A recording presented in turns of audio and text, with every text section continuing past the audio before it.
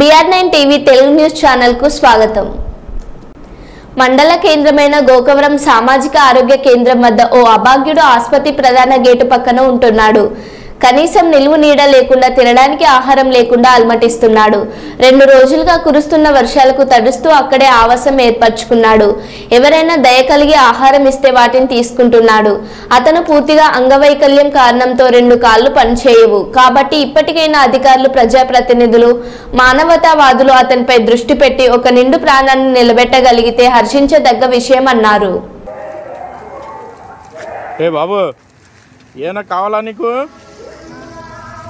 ఏమ్మా, అక్కడ మార్కెట్లో తీసుకెళ్ళమంటావా? నీళ్ళలోకి ఏనా తింటావా?